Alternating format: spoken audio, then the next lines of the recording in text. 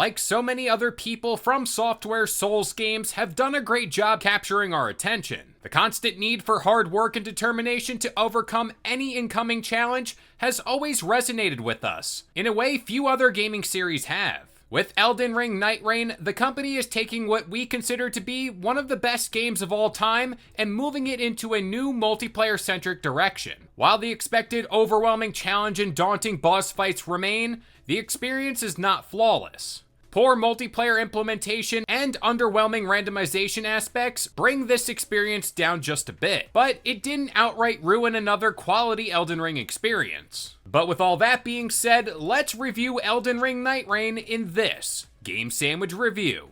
Make it random or make it deliberate, not both. Taking the typical Souls formula and turning it on its head in a multiplayer roguelike gives the game a unique but similar feel. The learning curve is far less steep if you've played previous Souls titles, and the randomization of loot never got tiresome. In fact, it made it more excited to jump into each run since we never knew what we were gonna get. But there is a bit of a tactic to getting the general items you want. For instance, if you are running Iron Eye, you should visit camps because there are often bow racks that will get me the equipment we want. But still, there's no telling exactly what bows will come from them, and if they're gonna be worth picking up. It's this randomization that does work well in Nightreign, and keep you guessing when it comes to what items you will have to fight the final boss, increasing the challenge and making you work hard to overcome the final obstacle. On top of this, the world is randomized with each run. A few locations such as Sites of Grace, Spirit Streams, and Spectral Hawk Trees stay in the same location, making it easy to navigate the map with each run, especially if you're used to it. Along with this, the game has various world-altering events, such as a massive ice mountain or an active volcano. These areas are expansive, taking up about a quarter of the map, and like normal Souls titles, they have the same layout with each run, so they become fairly easy to navigate once you've seen them a few times. Nevertheless, they add just a little bit of zest to the map that makes it a bit more unique. While all of this is great, the game gives you too much information about what you'll face in each area. You'll always kinda know when a world event is going to occur and what specific event it is, thus taking out the fun of adapting your strategy in each moment. Each location is marked with the item types that you'll find there, taking the guesswork out of the game and allowing you to pinpoint exactly where you need to go for each run to maximize your damage. Once you know the map, and when you do have an understanding of how the run operates, Elden Ring Nightreign becomes pretty predictable, especially in how to reach each of the Night Lords.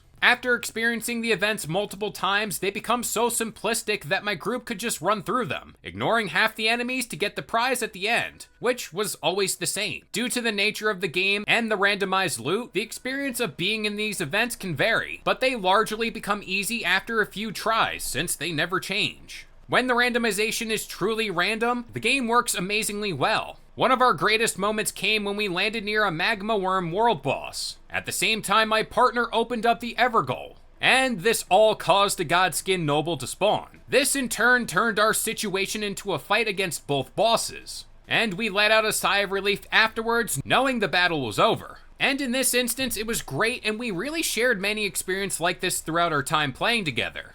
Character is key. After playing all 8 characters in Elden Ring Nightreign, we can say that we have our favorites, but they're all equally great. Each of them take time to master and are quick to learn. For instance, Iron Eye is our main. At first, we didn't know how to effectively use his abilities, but given a few matches, we now know when to effectively use his marking skill to hit an enemy's weak points and tear down their defenses using his single shot art. Personally, we love wielding a bow in a video game, so the precision and nature of this character stood out to us among the others. Each character also has a unique story you can choose to take part in, and doing so will reward you with chalices and relics to further enhance each Nightfarer by giving them added abilities. This unlocks a wide web of customization options to make your Nightfarer stand out from everyone else's. These stories are fun and give added depth to the game, and we do want to stress the point they aren't necessary to complete, especially if you just want to have a good time. And we did choose to ignore these stories for a little while, and that's all to get used to the characters before jumping into one. When we finally did, that didn't disappoint.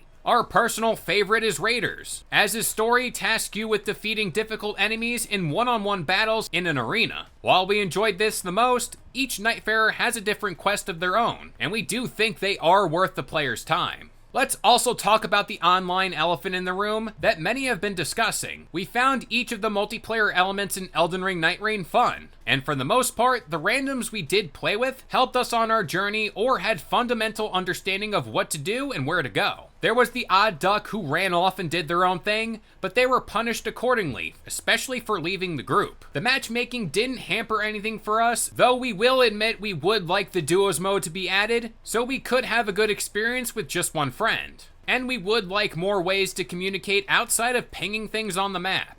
What FromSoftware is known for. One major part of every Souls-like experience are the bosses, so it should come as no surprise that Elden Ring Nightreign is full of them, ranging from the original game all the way back to the Dark Souls trilogy. The boss run is great, but some questionable inclusions made us less interested in the game. For instance, we don't think that Tibia Mariner boss is all that entertaining and could easily be subbed out for something like Glitz and Glam. On the flip side, the Smelter Demon has never been cooler. That being said, we were hoping for a lot more enemy and boss representation from the Dark Souls games. But each run ends when you face the Night Lord, the coup de grace of all bosses. Each of the Night Lords is unique and fun to fight repeatedly. Despite knowing the weakness of each boss ahead of time, each one carries the toughness that FromSoftware is known for, with a splash of over-the-top cinematic action that is the best of any Souls-like game. The final verdict.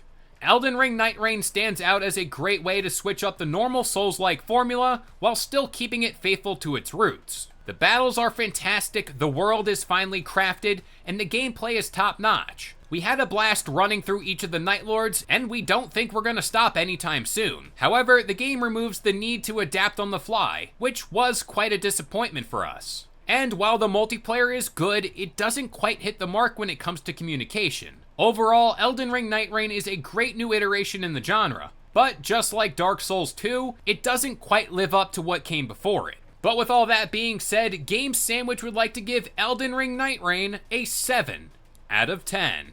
If you enjoyed today's review or want more gaming content just like this, keep it locked to Game Sandwich for all your gaming news, rumors, and reviews. And we'll see you guys next time.